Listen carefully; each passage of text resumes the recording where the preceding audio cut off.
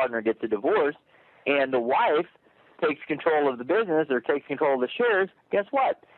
Now you could be in business with the bitter ex-spouse of your former partner or your former shareholder. So one thing we've done and we've spent a great deal of time on is covering all of those issues and not just talking about them from the theoretical perspective, but putting in place really detailed agreements and specifications that honestly it would take an attorney thousands of dollars in fees to create. And I'm being really honest here because I know what these things cost. And we go through it, but we go a step further because we don't just leave it out there and say, look, here it is. We walk you through it step by step on CD audio so you understand why that's there, what that means. What about arbitration agreements? I mean, what happens if you have a dispute between you and one of the members of the business? Do you want to automatically get an attorney involved and have to go to court and file a lawsuit, or do you want to have an arbitration mediation provision that says if there's a dispute between the parties, we will go to mediation? Well, mediation is a form of resolving legal disputes outside of court. It's cheaper. It generally will result in a much better decision. It will save thousands of dollars in attorney's fees, and those are the kind of things that most small business owners don't think about. You see, here's the thing. When you start a business, you get really excited, and I know I'm in business every day, and I want to do well, and I think about success and succeeding. But you have to think about and make provisions for what may go wrong in the business and make plans for that. And so for all those reasons, there is just a absolute wealth of information in this material, much, much more so than the cost of the materials. So you talk about all those kinds of issues in your course as well. Besides just the setting up of and the running of the business entity, you also talk about these kind of partnership issues and things that should be thought about. Oh, absolutely. And I'll tell you something else we didn't get to talk about. It's almost like trying to talk about the dictionary in a short amount of time, but I'll tell you, we also cover just what I call good business practices. You know what? Here's the deal with business entities. A business entity is a legal arrangement between you and the state, okay? It is a way for the state to promote businesses and for there to be more commerce. The state and the United States and any country as a whole welcomes business. It increases the tax base, provides jobs, does a lot of good things. In order to encourage businesses, the idea of limited liability came into being. In the old days, people would contribute money to businesses and they would have full liability, meaning if the business went bad, they had complete liability and all their assets were at risk.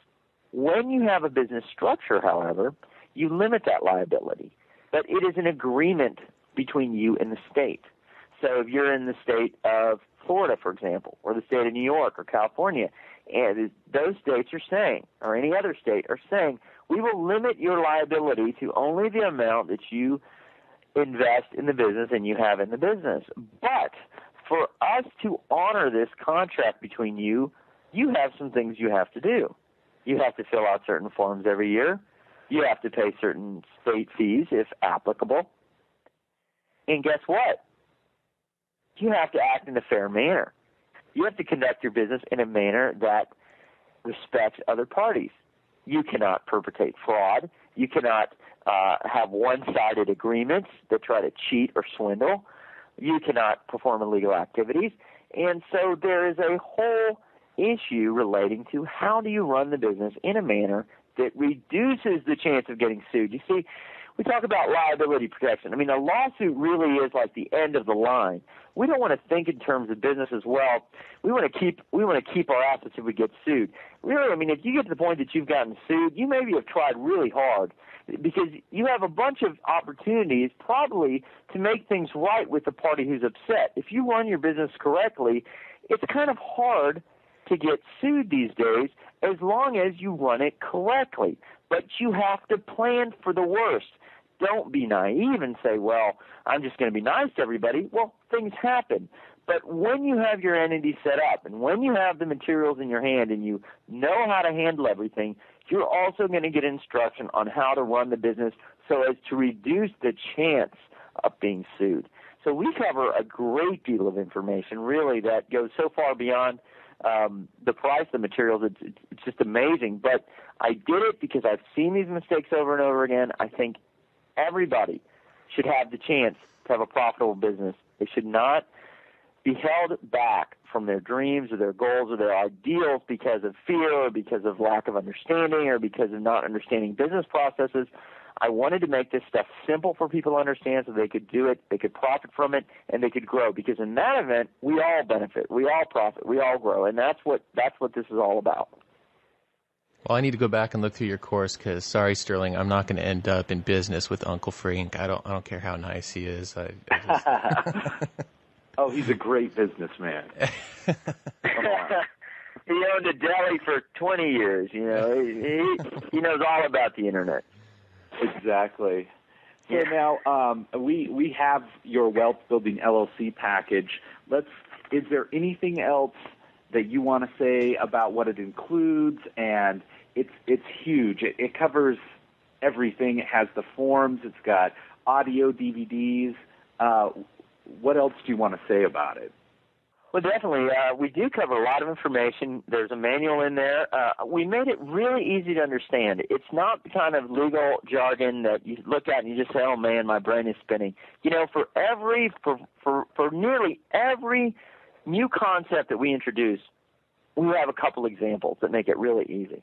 And if we need, we have pictures. We have diagrams. I mean, we keep things so simple.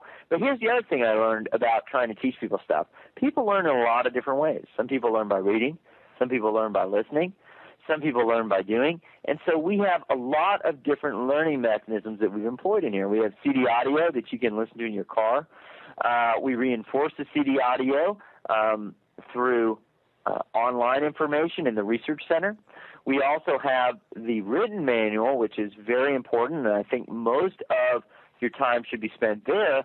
But where you don't understand, if there's a chance, anything in that written material, we have audio information, like I said, that takes you through it in just a slightly different way.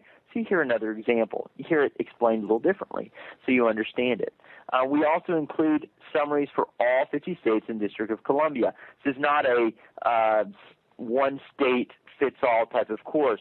Where there are exceptions, we detail them. We go through and we list out all the active links to the websites.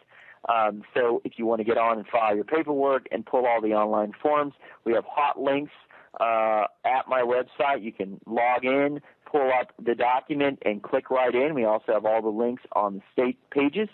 So we have a lot of pertinent information that is state-specific. We also have, as I said, the audio instruction, which is critical and very important. We also have the fill-in forms that we have in hard copy format and also in electronic format, so you can change them around, you can add things, you can remove things. Where there are decision points, we include boxes where we ask you a question. Do you want to do this, or you may want to do this? Consider this. And you can make choices on that. The other thing is if you decide to take your LLC paperwork to an attorney, you will save a great deal of money because